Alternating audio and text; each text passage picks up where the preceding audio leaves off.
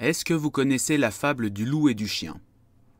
C'est l'histoire d'un loup affamé qui fait un jour la rencontre d'un chien de berger. Le chien est bien nourri, beau et fort, il a droit au confort en échange de son obéissance à son maître. Le loup pense lui aussi devenir un serviteur, mais il change d'avis en voyant le collier au cou du chien. Si pour enfin manger il doit abandonner sa liberté, il préfère encore mourir, donc il repart dans la forêt. Quel rapport avec un manga sur un demi-démon tronçonneuse qui débite des démons en morceaux en se marrant comme une baleine, me demanderez-vous? Aucun, je voulais juste vous faire perdre 30 secondes de votre vie avec une histoire que vous aurez tous oubliée en 10. Usotsuki.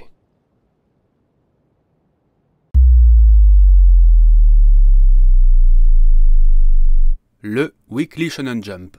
Sans doute le magazine de prépublication manga le plus connu à l'international.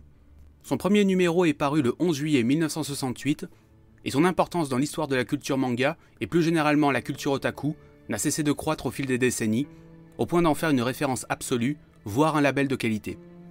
Si vous apprenez que tel shonen a été publié dans le Jump, vous serez bien plus motivé à le lire que s'il sortait d'un autre magazine.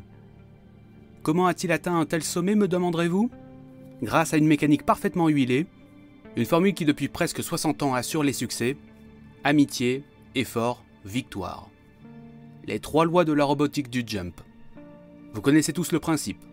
Un jeune héros vaillant qui va vivre de grandes aventures au cours desquelles il va rencontrer d'autres personnages qui deviendront ses alliés ou ses ennemis. Amitié.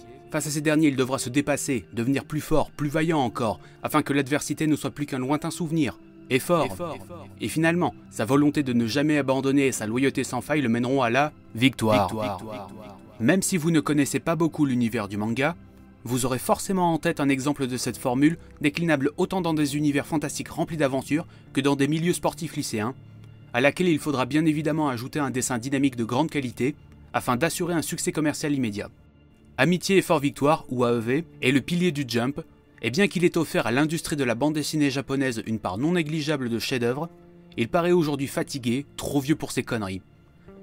Ce n'est plus un chemin à suivre pour les jeunes créateurs de shonen qui veulent se faire remarquer, mais le seul formatage créatif possible qui puisse intéresser les éditeurs, et l'unique modèle permettant de s'assurer de garder un lectorat fidèle, sans lequel un titre pas assez apprécié finit aux oubliettes dans l'indifférence générale.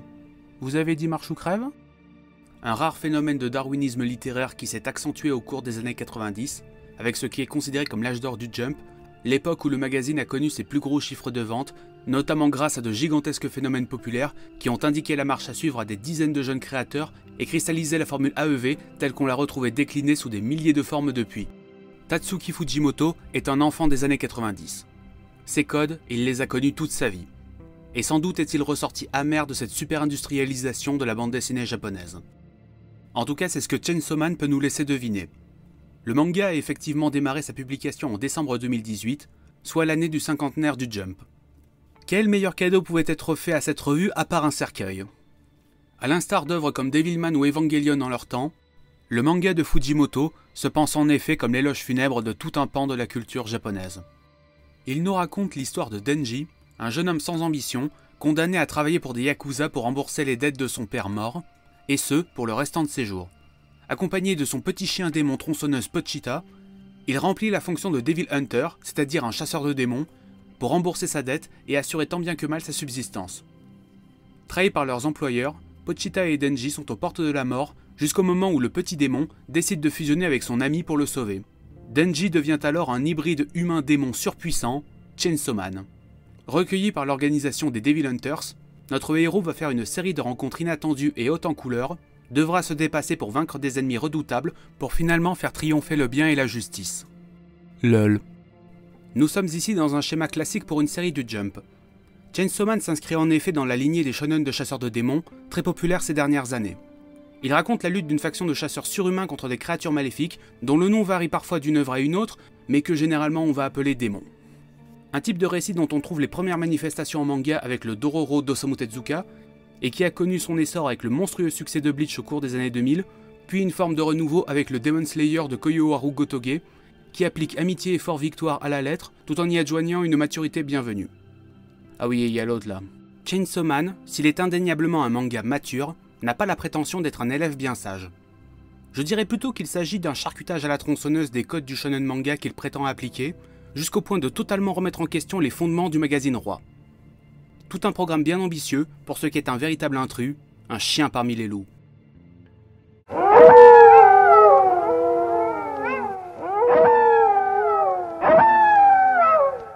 Le manga de Fujimoto reprend donc les codes du shonen de chasseur de démons, mais en les ancrant dans un contexte terre-à-terre proche du nôtre. Ça n'est bien sûr pas une nouveauté en soi, mais l'approche du mangaka fait que l'existence des démons, souvent cachée au reste de la population, est ici parfaitement connue et prise en compte au quotidien, et l'organisation des Devil Hunters se fond dans la fonction publique.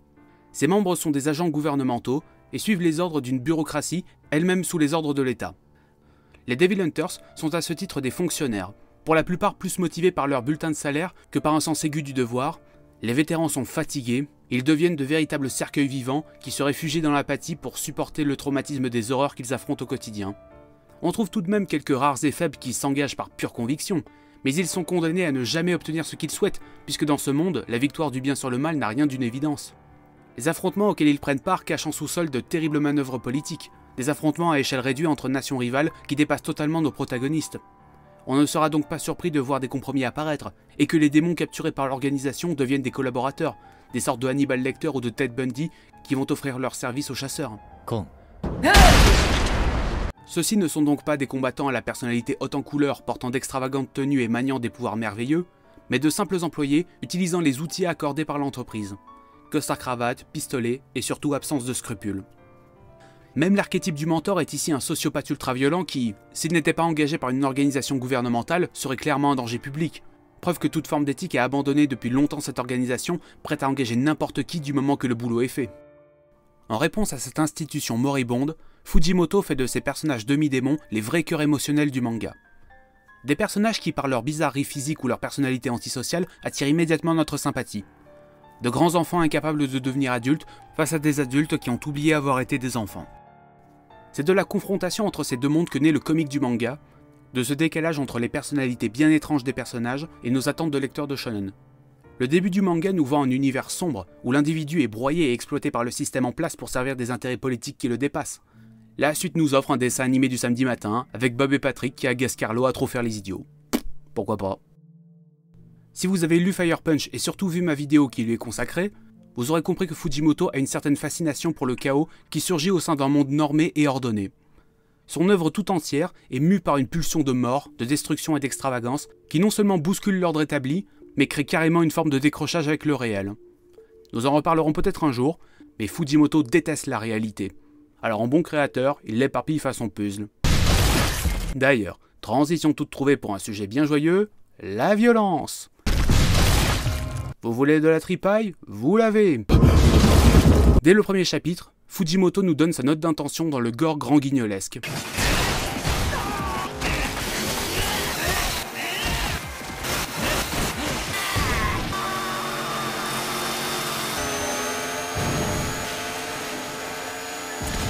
Ces affrontements sont systématiquement un festival de sang et de démembrement en tout genre, où toute forme de subtilité a gentiment évacué les lieux sous escorte. La tronçonneuse, c'est l'arme de prédilection des psychopathes de films d'horreur. L'alliage de la technologie du moteur à explosion avec des lames de scie montées sur une chaîne de vélo, le tout au service du découpage le plus bourrin et dégueulasse que vous puissiez imaginer dans vos rêves les plus fous. Elle est une icône des séries B et du cinéma d'exploitation. Un outil de jardinage transformé en arme mortelle, réduisant ses victimes à de simples troncs, ne demandant qu'à se faire faucher. La tronçonneuse est l'incarnation de la sauvagerie, de la mort brutale et transgressive, l'arme parfaite pour que votre intérieur se retrouve éparpillé sur le sol, le mur et le visage de vos proches en moins de temps qu'il m'a fallu pour fuir ma projection de Madame Web. On comprend donc très vite pourquoi l'auteur a choisi un homme tronçonneuse comme personnage principal. Juste pour le plaisir régressif, puéril mais absolument jouissif de tout réduire en charpie dans ses cases. Un sens de l'anarchie grotesque qui fait plaisir jusqu'au moment où elle commence à se retourner contre nos protagonistes avec une égale violence. Le shonen manga nous a habitués depuis des décennies aux images chocs. Même l'antédiluvien, pourtant considéré comme un manga pour enfants, contient des décapitations, des corps explosés ou gravement blessés, un nombre conséquent de morts et carrément des destructions de planètes. On a tellement vu de gerbes de sang dans nos œuvres préférées qu'on y fait à peine attention. Mais Chainsaw Man nous ramène à une réalité crue. Si les héros sont capables de trancher en deux une dizaine d'ennemis en moins de 5 secondes, ça veut dire que l'ennemi peut trancher 20 héros en moins de 2 secondes. À la fin du premier arc de Chainsaw Man, pratiquement tout le casting a fini en viande hachée. Et pourquoi vous vous plaignez? On vous a donné du sang et c'est vous qui en avez redemandé. Ah, vous ne vouliez pas que machin meure? Bah trop tard. Et d'ailleurs, Fujimoto se permet autant de massacres car le manga ne s'embarrasse pas vraiment d'une mythologie. Vous le savez, dans les shonen typés action, c'est d'usage de construire des univers riches en personnages et en lieux différents, afin de renforcer le sentiment de progression et d'aventure. Nous découvrons le monde par le biais des héros, créant un fort sentiment de proximité entre eux et nous, puisque nous vivons la même extase de la nouveauté en permanence. Et il faut toujours plus de personnages, visiter plus de lieux, rencontrer plus d'organisations maléfiques et ou politiques, prendre part à des affrontements dont l'épique doit toujours monter crescendo, avec toujours plus de pouvoir et d'échelle de puissance démesurée jusqu'à atteindre un niveau divin. Quand bien même ces univers peuvent tellement se développer qu'ils y perdent une partie de leur cohésion à force d'improvisation, ou bien paraissent très accessoires et juste un prétexte à l'action. Fujimoto fait le choix de l'humilité. Après tout, son univers est plus ou moins censé être le nôtre, donc pourquoi s'embêter avec une débauche de fantastique? Un cadre urbain, un noyau dur de personnages principaux et une poignée de secondaires sacrifiables, et surtout des antagonistes au concept simple et fort. Ainsi, dans Chainsaw Man, la puissance d'un démon dépend directement du sentiment de frayeur que le genre humain éprouve pour le concept qu'il incarne. Fujimoto joue ainsi sur une idée plus métaphysique des échelles de puissance. La peur devient le pouvoir, car elle est intimement ancrée dans l'inconscient de l'humanité, et c'est donc parce qu'ils ont peur que les humains se créent leurs propres menaces. Une idée qu'on pourrait rapprocher du folklore des yokai japonais, ces créatures fantastiques, burlesques, parfois dangereuses et parfois bienveillantes, qui peuplent l'imaginaire de l'archipel. Des créatures qui s'incarnent au travers de diverses peurs plus ou moins rationnelles, allant des abysses jusqu'à la crasse de la salle de bain, et au milieu desquelles on trouve un nombre incalculable de figures féminines. Ça peut paraître absurde qu'une société patriarcale comme celle du Japon ait pu avoir peur des femmes, mais on peut traduire ça comme la peur du changement. La peur que des forces ou des individus bouleversent leur place dans l'ordre social ou l'ordre naturel des choses et se retournent contre les humains. Que votre épouse se révèle avoir une bouche à l'arrière de la tête et pioche excessivement dans vos maigres réserves, ou que la fille mignonne qui nous plaît bien au travail soit en fait une ordure de la pire espèce. Des tomates jusqu'au concept abstrait de domination, tous les démons de Chainsaw Man traduisent cette peur presque paranoïaque de voir le monde se retourner contre nous, que la pénombre n'abrite plus les monstres, mais qu'elle soit en fait elle-même le monstre, et qu'elle vienne nous dévorer.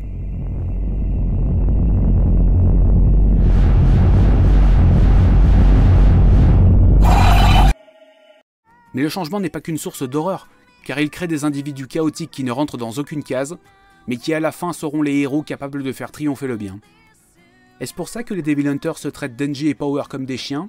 Est-ce qu'en fait ils ont peur d'eux et du vent de changement qu'ils apportent? Pour Fujimoto, le changement est un concept ambigu, car il apporte le renouveau, il permet à ses personnages d'évoluer, de devenir plus grands qu'ils ne sont, mais il passe forcément par la destruction et le sacrifice. Et ça, c'est la terrible leçon que va apprendre notre petit chien.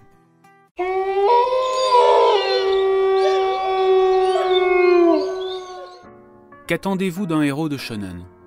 Quelle est l'image type que vous en avez? Je vais m'improviser mentaliste et dire que vous aurez tous en tête un jeune aventureux un peu bené mais attachant, souvent grand mangeur et doté d'un courage, d'une volonté et d'un sens de la camaraderie surhumain. Devinez quoi? Denji est presque l'inverse total de ça. Denji est au début du manga l'équivalent d'un chien, dressé pour obéir à ses maîtres sans jamais se rebiffer puisqu'il ne connaît pas la liberté. Pas spécialement fort ni spécialement malin, sa plus grande ambition se résume au début de l'œuvre à pouvoir acheter de la confiture pour aller avec son pain hebdomadaire. Et lorsqu'il se fera remarquer par l'organisation des Devil Hunters, il se laissera convaincre de les rejoindre par la promesse de 3 repas par jour et un bon lit.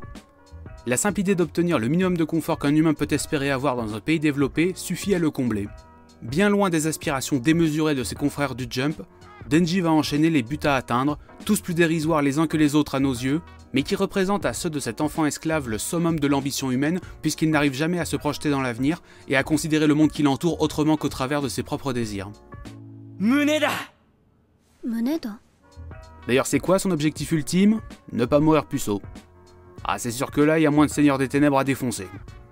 On a l'impression que Fujimoto a lu le discours de la servitude volontaire de la Boétie et a cherché à créer un personnage qui serait l'incarnation même de cette aliénation qui pousse l'individu à se soumettre à une autorité et à ne jamais chercher la liberté, pourtant à portée de main. À travers cet essai, la Boétie s'interroge sur les mécaniques sociales et psychologiques qui enchaînent l'esclave à un maître et enferment le simple citoyen dans la servitude de ses dirigeants, au point que s'il leur était donné la possibilité d'être enfin libres, ils la refuseraient, étant donné que la servitude leur offre tout ce dont ils ont besoin pour vivre, et que la liberté n'est source que de doute et de peur. La peur d'être libre de faire tout ce que l'on veut. La Boétie explique d'ailleurs qu'il n'appartient qu'aux serviteurs de refuser la servitude, puisque le maître sera toujours plus dépendant de son emprise sur les autres que l'inverse. Une désobéissance individuelle l'ébranle, une désobéissance collective l'abat définitivement. La servitude n'est volontaire que lorsqu'elle nous paraît aller de soi. Or, la Boétie soutient que la liberté est la seule condition réellement naturelle de l'homme, et que donc toute tentative de l'entraver est odieuse et contre nature. C'est pour ça que Denji est un chien. Il n'est pas né esclave, personne ne naît ainsi. Mais il l'est devenu en se laissant docilement dominer par les Yakuza, par Makima et par tous les autres Devil Hunters, car il n'a vécu toute sa vie que dans cette condition, sans avoir d'exemple d'individu libre. Donc comment le chien peut-il espérer survivre seul s'il retourne en pleine nature? Denji aura d'ailleurs plusieurs occasions d'embrasser la liberté, mais à chaque fois il les gâchera en invoquant le risque d'être tué par les Devil Hunters. La menace du fouet au cas où il se ferait prendre lui suffit à renoncer à l'émancipation. Et bien tragiquement, il obtient finalement sa porte de sortie.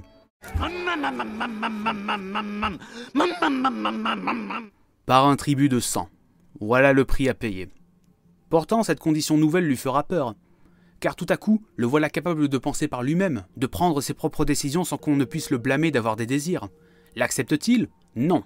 Il veut rester un chien, ne plus penser, ne plus se souvenir, ne plus ressentir cette culpabilité qui lui dévore le cœur. Le chien a droit à un avant-goût de l'humanité, et cette transformation l'effraie. À travers Denji, on pourrait lire une satire du monde du travail, puisque notre héros est prêt à accomplir toutes les tâches ingrates qu'on lui confie, du moment qu'il a droit à 3 repas par jour et un lit où dormir. Une parfaite métaphore du métro boulot dodo, nos 3 lois de la robotique à nous.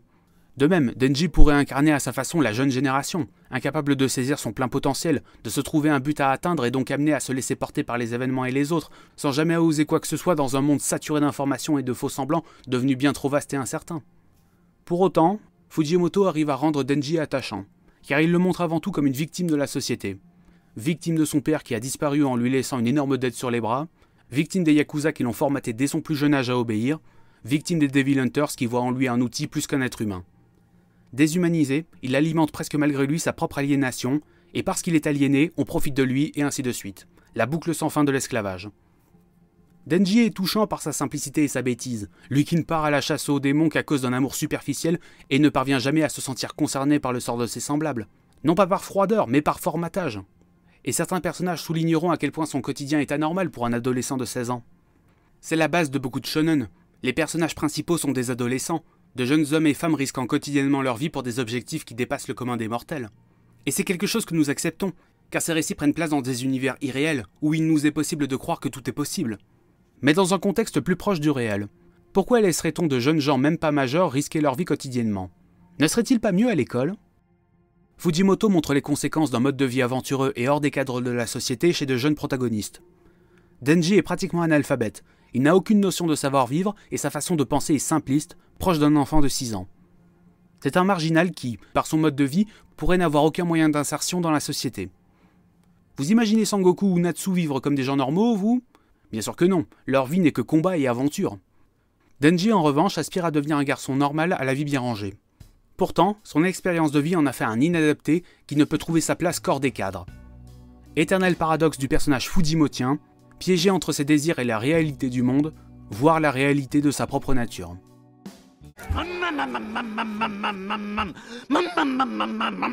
Il ne faudra rien de moins que le sacrifice de la Renard Power pour qu'enfin Denji ouvre les yeux. Il n'est plus en mesure de rester un chien. La servitude n'a fait que provoquer la mort de ses amis et servir les intérêts du plus cruel de tous les démons. Et il lui faut devenir libre, non seulement pour pouvoir enfin partir en quête de bonheur, mais également pour embrasser le masque de Chainsaw Man, le justicier admiré par les masses. Nous retrouvons ici l'idée du marginal que la foule a désigné bien malgré lui comme son héros, que l'on trouvait déjà dans Fire Punch, mais là où Agni finira par souffrir de sa condition de protecteur des faibles et deviendra complètement fou, Denji y trouvera un sens à sa vie. Le héros naît du désir de la collectivité, mais peut malgré tout trouver la grâce s'il est prêt à accomplir ce qui est juste.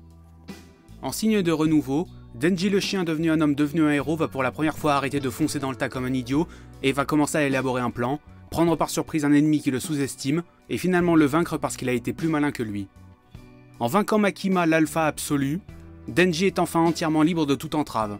Il est devenu à son tour un alpha, un loup parmi les chiens.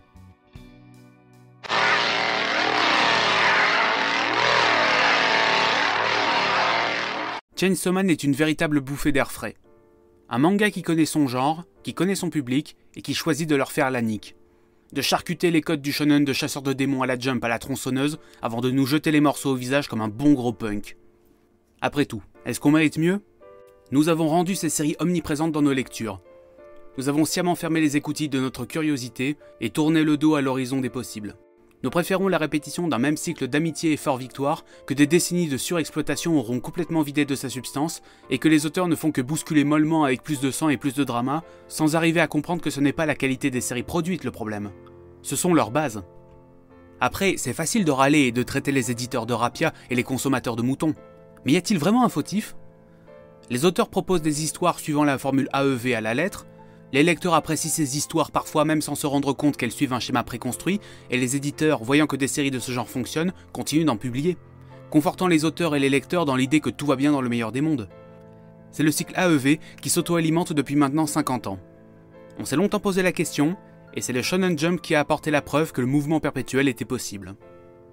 Avec Fire Punch, Fujimoto nous proposait sa vision désabusée et totalement psychotique du post-apocalyptique. Avec Chainsaw Man, il sonne le glas d'un modèle éditorial à la production florissante, mais qui a fait son temps et ne veut toujours pas crever. Oui, on trouve toujours des séries de qualité qui trouvent leur public, et les phénomènes d'hystérie collective devant le moindre animé un peu spectaculaire nous le prouvent. Mais ces histoires-là ne font qu'entretenir les trois mêmes clichés que tout le monde connaît par cœur, mais n'arrivent pas à se lasser, soit par habitude, soit par dépit. Et c'est tout de même triste que le Shonen Jump, littéralement le visage de la BD japonaise aux yeux du grand public, soit passé en 30 ans d'une fabrique de rêves à un complexe industriel. Chainsaw Man nous tend un miroir vers notre propre abîme intérieur. Il plonge au plus profond de nos cœurs enchaînés dans une consommation aveugle et irréfléchie, et à ce moment précis où nous nous attendrions à ce qu'ils nous obéissent bien sagement et répondent à toutes nos attentes à jamais insatisfaites, à cet instant où tout devrait juste être normal et à sa place, là, Fujimoto fait vrombir sa tronçonneuse. C'est ça, être un chien parmi les loups. Le loup est un animal noble, il représente la puissance, la vélocité, il est le maître de la forêt, des montagnes et de la toundra, et où qu'il aille, il ne sera jamais seul. Le chien par contre, est une créature des villes. Il arpente un univers de béton dans lequel il est moins qu'un pion et à peine plus qu'une fourmi, et qui ne demande qu'à le dévorer tout cru. On ne craint pas le chien, on se rit de lui, on lui crie dessus, on le rosse. Mais vous seriez mal avisé de le considérer comme un simple animal de compagnie. Vous pouvez lui mettre un collier, vous pouvez lui apprendre à faire des tours, mais dans son cœur, il restera toujours une bête prête à fondre sur sa proie. Grondez-le, il baissera la tête. Frappez-le, il mordra. Mais si jamais vous le poussez à bout, soyez sûr de le tuer, parce que lui ne vous ratera pas. Longue et cruelle est la voix des chiens. Elle ne sourit qu'à ceux qui mordent et qui aboient, et les plus faibles finissent étalés sur le trottoir dans l'indifférence générale. Pourtant, si un chien pouvait cesser de l'être, il se joindrait immédiatement à la meute. Mais non, il est de la race des perdants, de ceux qui refusent de s'ouvrir aux autres, qui ne demandent qu'à être eux-mêmes, pour eux-mêmes et par eux-mêmes, quel qu'en soit le prix. Mais ne vous y trompez pas, ça n'est pas plus facile de joindre la meute. C'est réconfortant et ça vous donne un sentiment de puissance et de sécurité. Vous voyez du monde et dormez sur vos deux oreilles. Mais faites un seul faux pas et tous vos compagnons vous tourneront le dos. Vous n'avez qu'une illusion de liberté et de contrôle sur votre vie, car elle passe après la survie du groupe. Être un chien, c'est être seul face à l'enfer que sont les hommes et les autres chiens. C'est une vie qu'on passe soit dans la douleur, soit dans l'errance. Mais comme toute vie, ça vaut le coup de la vivre si on a les crocs assez solides. Alors oui, tout le monde n'a pas envie de se prendre la tête. La ville, les ténèbres et la souffrance, généralement on préfère les éviter. Et quitte à avoir le choix entre la beauté du loup et la force du chien, autant prendre le loup. Mais n'oubliez pas, quand sonne l'heure de la chasse, Dame Nature rebat les cartes et... ce sont les chiens qui mangent les loups.